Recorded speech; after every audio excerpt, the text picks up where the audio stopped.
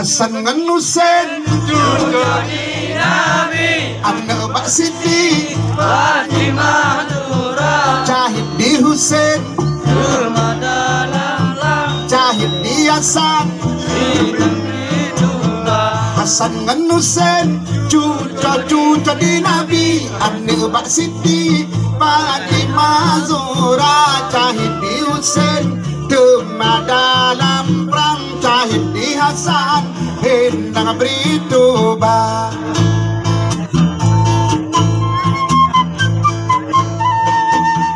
Laila Majnun yang tu bahasa kenang rayuan di Pebaraja Laila Majnun yang tu bahasa kenang rayuan di Pebaraja kadang pelakang hai putelicen bulan mengkawin dudongan gata kadang pelakang hai putelicen bulan mengkawin dudongan gata leji pelakang Jud Laila Juken Inong Bropi Raja Pizalem Pengaruh Jiba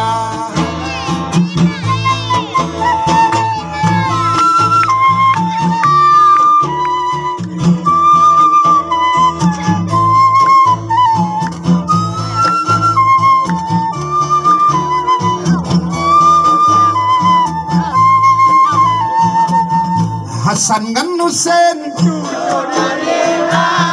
Anak Mbak Siti Fatimah Nura Jahid di Husein Jahid di Hasan Hasan ngan Husein Cuca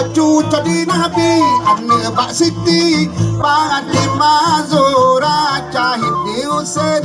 Demah dalam perang Jahid di Hasan Hendang beritobat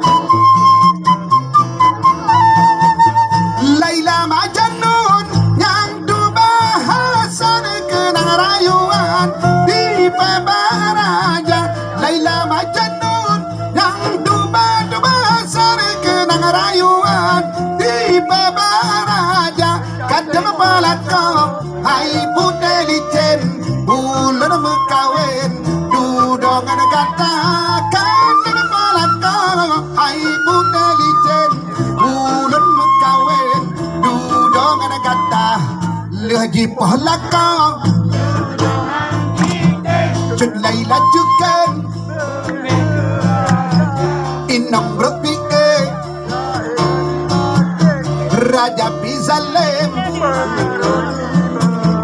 Jauh berjalan kaki melangkah tersandung luka luka berdarah ternyata kaki bermata jua tiada melihat tapi meraba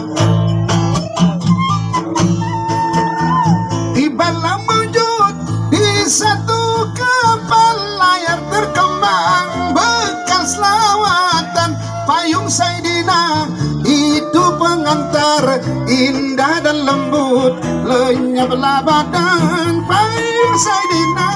itu pengantar indah dan lembut lenyaplah badan Hasan ngan Husein Hasan ngan Husein Hasan ngan Husein Hasan ngan Husein Hasan ngan Husein